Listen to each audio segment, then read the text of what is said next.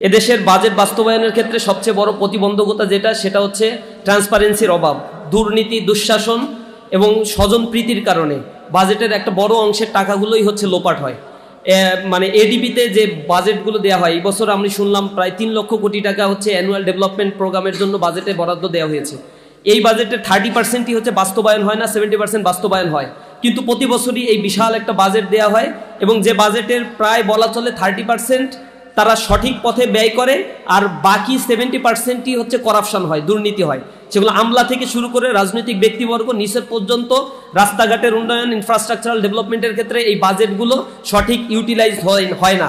দ্বিতীয় আরেকটা হচ্ছে সোশ্যাল সেফটি নেট প্রোগ্রামের প্রবলেমটা, এটা আবার তীব্র একটা সমস্যা। সোশ্যাল সেফটি নেট প্রোগ্রামে গত বছর 1,16,000 কোটি টাকা বাজেট দেওয়া হয়েছে, এই বছর দেখেছি 1,30,000 কোটি টাকা প্রপোজ করা হয়েছে নানা ধরনের কাটটার দ্বারা দিবে। কিন্তু এই সোশ্যাল সেফটি নেট প্রোগ্রামের টাকার প্রায় 50%ই হচ্ছে দুর্নীতি হয় এবং রাজনৈতিক নেতৃবৃন্দ তারা তাদের চ্যানেলগুলো দিয়ে জনগণের কাছে এই সোশ্যাল সেফটি নেটের প্রোগ্রামের টাকা পৌঁছানোর ক্ষেত্রে তারা স্বজনপ্রীতি করে নিজেদের কাছে এই টাকাগুলো অনেক ক্ষেত্রেই লোপাট করছে। সুতরাং কত টাকা কোন খাতে ডেভেলপমেন্ট পারপাজে জনগণের জন্য ব্যয় করা হচ্ছে সেই জিনিসগুলো সরকারকে ট্রান্সপারেন্ট হতে হবে এবং উন্মুক্ত করতে হবে, আর জনগণের কাছে তার জবাবদিহিতা নিশ্চিত করার জন্য দাবি জানাই। দ্বিতীয় হচ্ছে শিক্ষা খাতে বাজেটটা বাড়ানোর জন্য আমাদের পক্ষ থেকে কথা থাকবে। প্রতি বছরই শিক্ষা খাতে, বিশেষ করে মাদ্রাসা শিক্ষা সবচেয়ে বেশি অবহেলিত।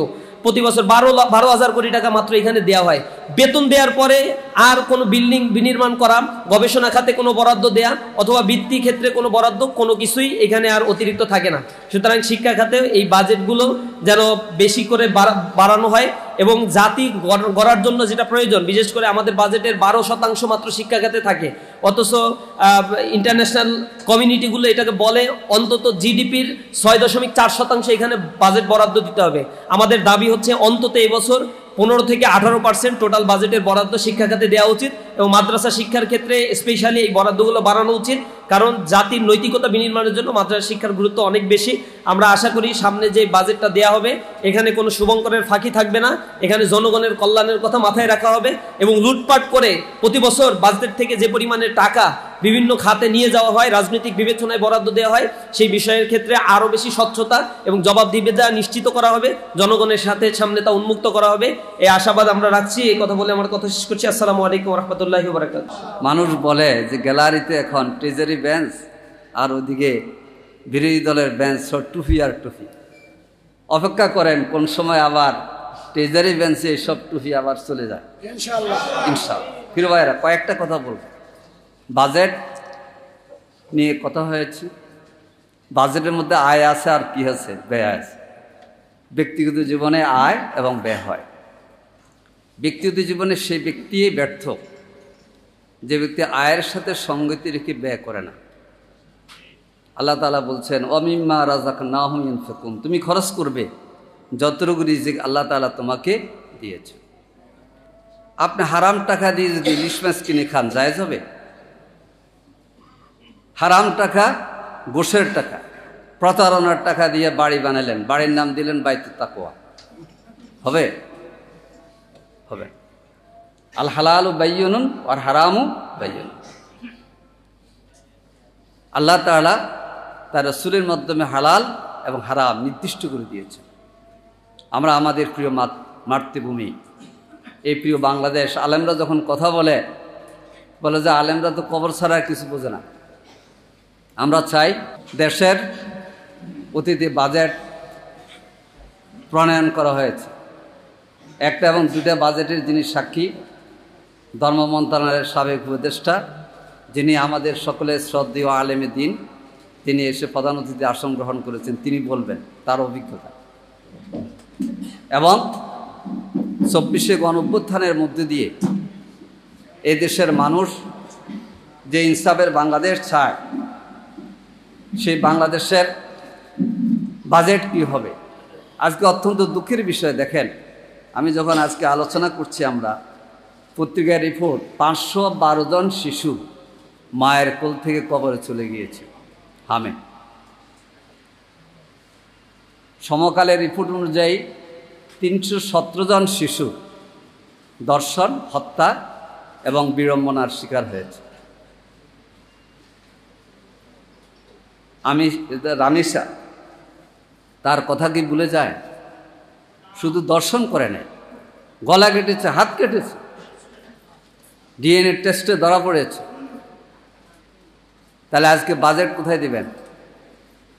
বাজেট দিতে হবে ওই মুক্তবের ক্ষেত্রে, কিন্তু মুক্তবের জন্য বাজেট ঠিক করে দেয় না, যায় দেয় বলে যে খরচ হয় না।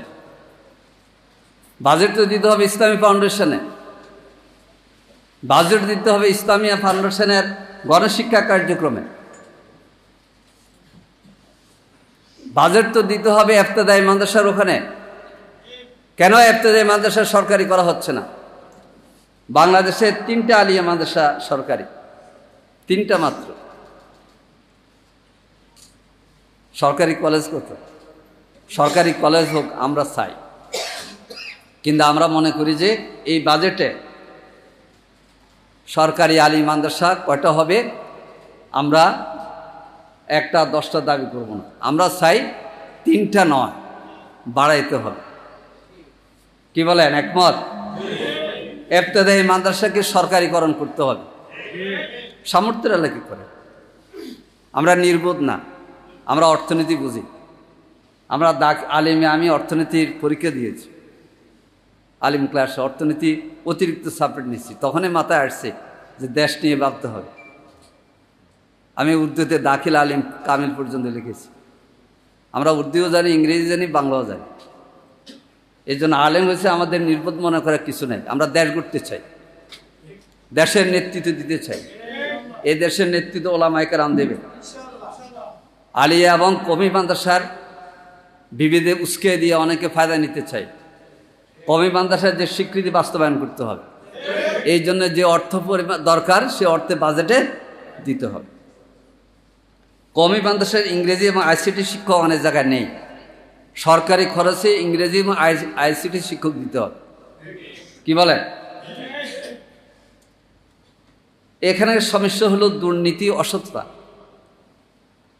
দুর্নীতির বিরুদ্ধে কথা বলে কে? ওলামায়ে কেরাম। আজকে নির্বাচনও আসছে, 2জন এমপি প্রার্থী এখনো এমপির শপথ নিতে পারেনি। জানেন কি জন্য? ঋণ খেলাপি। চ্যালেঞ্জ করতেছি, ঋণ খেলাপিদের মধ্যে একজন আলেমও নাই, একজন আলেমও নাই। আমি চিন্তা করতেছিলাম যে আলেম পাস দাখিল পাস আবার আছে কিনা। ঋণ খেলাপির মধ্যে একজন আলেমও নাই। তাই আমরা যে একবার সাধু এমনটা না, আমাদের মধ্যে ত্রুটি থাকলো আত্মসমালোচনা করো। এই জন্য বাজেট করে, বাজেট নিয়মিত আয়ের একটা আছে, আর কিছু উন্নয়ন বাজেট। চুরি তো ওই জায়গায় হয় বেশি না, সে 28 লক্ষ কোটি টাকা পাচার করে ভারতে পালিয়ে আছে, ইংল্যান্ডে পালিয়ে আছে। ইসলামী ব্যাংক দারিদ্র বিমোচনের জন্য কাজ করে, কর্মসংস্থানের জন্য কাজ করে। সেই ব্যাংকে ধ্বংস করার জন্য বর্তমান সরকার পৃষ্ঠপোষকতা দিচ্ছে। যে এস আলম ব্যাংক ঘাতক, সে এস আলমকে আনার জন্য আবার পায়ে তারা চলতেছে। এটা কি আমরা মানব? আপনি ইসলামী ব্যাংক যদি ধ্বংস হয়ে যায়, ইসলামী ব্যাংক এই দেশের অর্থনৈতিক উন্নয়নে প্রধান ব্যাংক হিসেবে আবির্ভূত হয়েছে। এই জন্য আমরা মনে করি বাংলাদেশের অর্থনীতির আরেকটা স্বর্ণমীর অর্জন হবে জাকাত ভিত্তিক অর্থনীতি। আমরা প্রধানমন্ত্রীকে দেখেছি, উনি আলেমদের ডেকে নিয়ে কথা বলেছেন, আপনি জাকাত ভিত্তিক অর্থনীতি চালু করেন। সূরা তাওবা 60 নম্বর আয়াতে উল্লেখিত জাকাতের যে খাতগুলো আছে, এই বর্ণিত খাতগুলোতে জাকাতের অর্থ সরবরাহ করেন, দারিদ্র বিমোচন হবে। ইমান বিক্রি করে উন্নয়ন টাকা আনা লাগবে। তা আজকে কথা বলে শেষ করছি যে আগামীর বাজেটে যেন আলেম ওলামাদের যে কথা, যে বক্তব্য, এগুলি স্থান পায়। আলেম ওলামাদেরকে সম্মানিত করা হয়েছে, গত ঈদে আমরা দেখেছি। আমরা মনে করি যে বেতন কাঠামো আজকে আমরা প্রধান উপদেষ্টা, সাবেক উপদেষ্টা থেকে শুনবো, একটা সিস্টেম করে ওনারা করে গিয়েছেন, যেটা আমাদের খলিল ভাই বলেছেন। সেই বেতন কাঠামো এবং তাদের বেতন দেওয়ার জন্য নির্দিষ্ট নিয়ম বাস্তবায়ন করার জন্য এই বাজেটে অন্তর্ভুক্ত করতে হবে অর্থ। আল্লাহ তাআলা আমাদের সকলকে দিনের পথে দেশের জন্য কাজ করার তৌফিক দান করুন। ওমা তাওফিক ইল্লা বিল্লাহ। আসসালামু আলাইকুম।